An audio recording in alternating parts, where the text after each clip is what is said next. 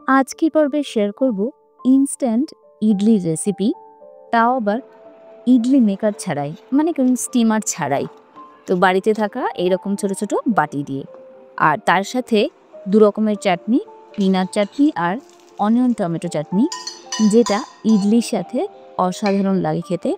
আর এটা খুব সহজে এবং খুব কম সময়ের মধ্যে তৈরি হয়ে যায়। আপনার অফিস বা স্কুলের টিফিন অথবা ব্রেকফাস্টের জন্য একদম পারফেক্ট রেসিপিটা অবশ্যই একবার বাড়িতে ট্রাই করে দেখতে পারেন। আশা করি আপনার ভালো লাগবে। চলুন দেখে নেওয়া যাক রেসিপি। তো ইডলির ব্যাটার তৈরি করার জন্য প্রথমে এখানে তেল গরম করে নিয়ে হাফ টিস্পুন সর্ষে, হাফ টিস্পুন গ্রেট করা আদা আর 3-4টে কাঁচা লঙ্কা এরকম কুচিয়ে নিয়েছি। তারপর এগুলোকে খুব ভালোভাবে হালকা লো ফ্লেমে রেখে ভেজে নিচ্ছি। এতে দিয়ে দিচ্ছি 1 কাপ পরিমাণ সুজি, যেটা ওজনে 200 গ্রাম। 200 গ্রাম সুজিকে 2 মিনিট ধরে লো ফ্লেমে রেখে ভেজে নিতে হবে। এবং নামানোর আগে ফ্রেশ ধনেপাতা কুচি দিয়ে এটা আরেকটু নাড়িয়ে নিয়ে 2 মিনিট পর দেখুন এটা রেডি হয়ে গেছে। এটা হালকা ঠান্ডা হয়ে আসলে একটা বাটিতে ট্রান্সফার করে নিচ্ছি। বাটিতে ট্রান্সফার করে নেওয়ার পরে এটা হালকা ঠান্ডা হয়ে গেছে। এরপর এতে অ্যাড করব 200 গ্রাম টক দই। 200 গ্রাম সুজির জন্য 200 গ্রাম টক দই। এবার খুব ভালোভাবে মিশিয়ে নিতে হবে। দেখুন খুব ভালোভাবে মিশে গেছে। এবার এটাকে ঢাকা দিয়ে 10 থেকে 15 মিনিটের জন্য রেখে দিতে হবে। এরপর চাটনির জন্য প্রথমে পিনাট চাটনি করব। তার জন্য নিয়ে নিচ্ছি 2টো গোটা শুকনো লঙ্কা, হাফ টিস্পুন সর্ষে আর হাফ টিস্পুন গোটা জিরে, 1/4 কাপ দিচ্ছি বাদামটা হালকা ভাজা আছে। তো এটা লো ফ্লেমে রেখে হালকা ভেজে নিতে হবে, ফোড়নটা যেন পুড়ে না যায় দেখবেন। 2 টেবিল স্পুন দিয়ে দিচ্ছি ভাজা ছোলা, খুব ভালোভাবে গোল্ডেন ব্রাউন করে ভাজতে হবে।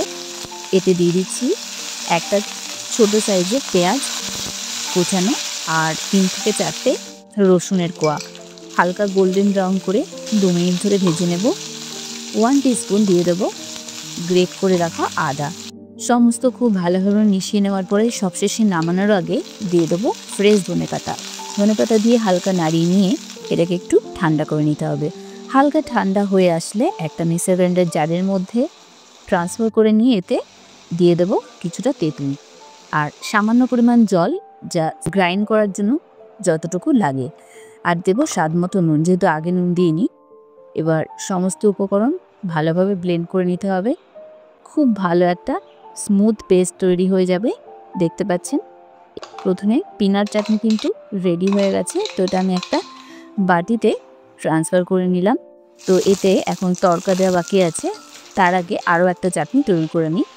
তো একইভাবে 2টো শুকনো লঙ্কা, হাফ টিস্পুন দেবো সর্ষে, হাফ টিস্পুন দেবো গোটা জিরে, আর সাথে দেব হালকা লো ফ্লেমে রেখে দিয়ে দেবো একটা মিডিয়াম সাইজের পেঁয়াজ আর 5 থেকে 6টা রসুনের কোয়া, সাথে দেবো 2টো মিডিয়াম সাইজের টমেটো এভাবে বড় বড় করে কেটে নিয়েছি। সাথে দিয়ে দেবো স্বাদ মতো নুন আর 1 টিস্পুন পরিমাণ হলুদ, এতে চাটনির কালারটা ভালো আসবে। তো এরপর হাফ টিস্পুন দিয়ে দেবো গ্রেট করে রাখা আদা। সমস্ত উপকরণ খুব ভালোভাবে মিশিয়ে নেব আর 2 মিনিটের জন্য এটা কুক করে নিতে হবে, যাতে সমস্ত কিছু একটু মজে যায়। 1 টেবিল স্পুন পরিমাণ ভাজা বাদাম দিয়ে দিলাম, এতেও ফ্লেভারটা চাটনিতে ভালো আসবে। নামানোর আগে ফ্রেশ ধনেপাতা কুচি দিয়ে দিচ্ছি। এরপর এটাকে হালকা নাড়িয়ে নিয়ে হালকা ঠান্ডা করে নিতে হবে। এরপর ঠান্ডা হয়ে গেলে মিক্সার গ্রাইন্ডার জারের মধ্যে দিয়ে একবার ঘুরিয়ে নেব। এরপর দিয়ে দেব কিছুটা তেঁতুলটা দিয়ে আরও একবার দুবার এটাকে ব্লেন্ড করে নেব। ব্লেন্ড করে নেবার পরে একটা স্মুথ পেস্ট তৈরি হয়েছে। তো এটাও আমি ঢেলে নিচ্ছি। অনিয়ন টমেটো চাটনিও কিন্তু একদম রেডি, শুধু দুটোতেই তড়কা দিতে বাকি আছে। তো লাস্ট মিনিট তড়কার জন্য প্রথমে একটা প্যানে তেল গরম করে নিয়ে হাফ টিস্পুন সর্ষে, 4-5টা শুকনো লঙ্কা, গোটা শুকনো লঙ্কা দিলাম, একটু হালকা ভেজে নেব লো ফ্লেমে রেখে। অবশ্যই ফোড়নটা যেন পুড়ে না যায়। দিয়ে দেবো কিছুটা ধনেপাতা। দেওয়ার পরে এবার ফ্লেমটা অফ করে দিয়ে প্রথমে পিনাট চাটনির উপর দিয়ে দিচ্ছি তড়কা। দেখতে পাচ্ছেন কি লোভনীয় লাগছে, এটা খেতে অসম্ভব সুস্বাদু হয়। আর অনিয়ন টমেটো চাটনি এর ওপরও দিয়ে দিচ্ছি। তো দুটো চাটনির উপরই এইভাবে তড়কা দিয়ে দেওয়ার পরে দেখতে পাচ্ছেন এটাকে খুব ভালোভাবে গরম অবস্থায় মিশিয়ে নিতে হবে। তো দুটো চাটনি আমার এইভাবে রেডি হয়ে গেছে। এবার তৈরি করে নেব ইডলি। তো প্রথমে এরপর স্টিমারের বদলে একটা সসপ্যান নিয়েছি, তার মধ্যে সামান্য পরিমাণ জল দিয়েছি, এই 1 কাপ মতো জল, এবং তার উপর এরকম একটা স্ট্যান্ড রেখেছি, আর এর লেবুটা রেখেছি পাত্র এড়াতে ভালো থাকে। আর এর ওপরে একটা ঢাকনা দিয়ে লো ফ্লেমে প্রথমে 2 মিনিট একটু গরম করে নেব জলটা। আর 15 মিনিট পরে এখানে ইডলির যে ব্যাটারটা তৈরি করেছিলাম সেটা দেখুন অনেকটাই টেনে গেছে, মানে একটু শুকিয়ে শুকিয়ে গেছে। তো এতে স্বাদ মতো নুন দিচ্ছি, যেহেতু আগে নুন দিইনি। আর ভালোভাবে মিশিয়ে নেওয়ার পরে ইনস্ট্যান্ট ফার্মেন্টেশনের জন্য দিয়ে দিচ্ছি 1/2 teaspoon baking soda. Baking soda দেওয়ার পরে এটাকে খুব ভালোভাবে মিশিয়ে নিতে হবে, এবং খুব তাড়াতাড়ি মিশিয়ে নেওয়ার পরে সঙ্গে সঙ্গেই কিন্তু আপনাকে ইডলিটা তৈরি করে নিতে হবে। তো এই জন্য এটা ইডলি তৈরি করার ঠিক আগেই বেকিং সোডাটা দিতে হবে। তো এখানে যে সেম সাইজের ছোটো ছোটো বাটি নিয়ে নিয়েছি, আমি 5টা নিয়েছি।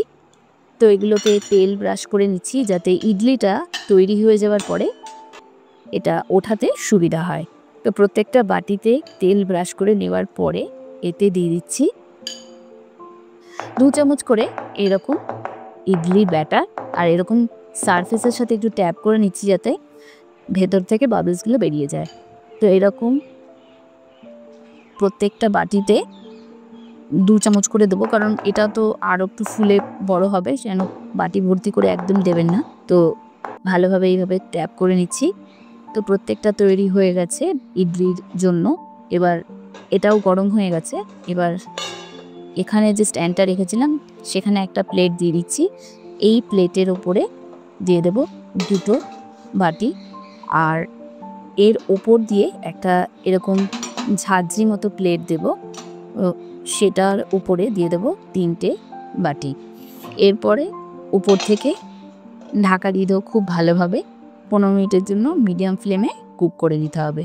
15 মিনিট পরে ইডলি কিন্তু একদম রেডি হয়ে গেছে। আপনি চেক করার জন্য চাকু দিয়ে একটু মাঝখানটা দেখে নিতে পারেন। চাকুটা যদি পরিষ্কার থাকে বুঝতে পারবেন এটা হয়ে গেছে, কিন্তু 15 মিনিটে হয়ে যায়, যেহেতু আমি এটা মাঝে মাঝে করে থাকি সেই কারণে আমি আর দেখলাম না। 15 মিনিটে এটা খুব ভালোভাবে রেডি হয়ে যায়। একটু হালকা ঠান্ডা করে নিয়ে তারপর এটা থেকে ইডলিটা ছাড়াতে হবে।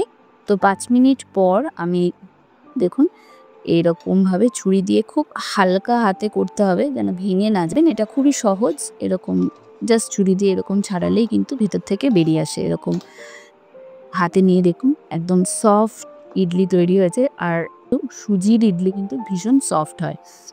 তো একইভাবে আরও একটা দেখিয়ে দিচ্ছি।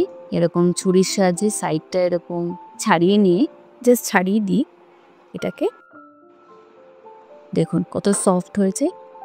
তো ইডলি আমার একদম রেডি হয়ে গেছে সার্ভ করার জন্য। এতে পিনাট চাটনি আর সাথে অনিয়ন টমেটো চাটনি, দুটোই অসাধারণ খেতে লাগে। আপনি ব্রেকফাস্টের জন্য খুব সহজে এবং খুব কম সময়ের মধ্যে তৈরি করতে পারবেন, এবং এতে আপনার কোনো রকম ইডলি মেকার লাগবে না। দেখিয়ে দিলাম খুবই সহজে কিভাবে তৈরি করতে পারবেন।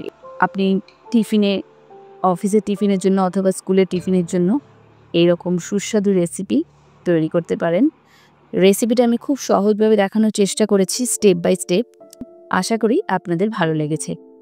তো রেসিপিটা কেমন লাগলো সেটা অবশ্যই আমাকে কমেন্ট সেকশনে জানাবেন। রেসিপিটা ভালো লাগলে ভিডিওটিতে একটা লাইক দিয়ে দেবেন এবং সকল বন্ধুদের সাথে শেয়ার করবেন।